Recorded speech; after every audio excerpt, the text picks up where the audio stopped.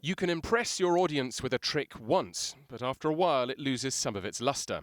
Mervyn King has set the virtual printing presses whirring at the Bank of England today with another tranche of quantitative easing. It's supposed to reach firms like this engineering company in Yorkshire, which can even mint its own coins, but it needs hard cash to expand. We make products, we make them profitably, we export around the world. But internationally, of course, we need finance in order to manufacture the product here, actually finance the materials, the labour that goes into them, and quite often the customer will only give us a 15% deposit. So that's when the banks come in. Touring the factory today, even the business secretary is critical.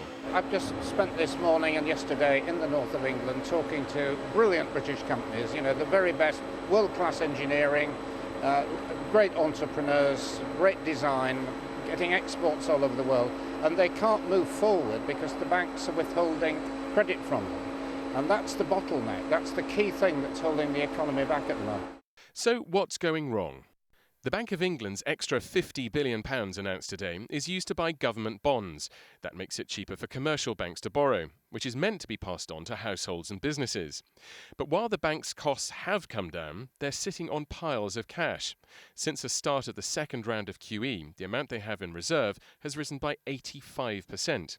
But the amount lent out to their customers has remained almost flat, rising a fifth of 1%.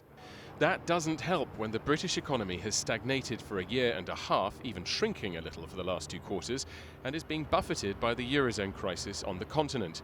The Bank of England could change tack. The bank has within its powers a power to insist that the high street banks actually lend this money and get it out. I think the Bank of England, as indeed other central banks in different parts of the world are doing, recognise that it is part of their job to help get growth going. They're actually doing that, you know, they accepted the theory of that. They now need to make it work in practice. But QE hits others in the economy badly. Savers, especially pensioners or those about to retire, lose out as interest rates fall. We put a £100,000 pot in and we're going to get £5,000 now, where we were promised £10,000. And it's, why would anyone save for the pensions in the future? Because it's just not fair. The bank has to look at the whole economy and argues that without QE we'd be in worse shape. But if Britain is still struggling when this tranche runs out, it may have to think of a new tactic.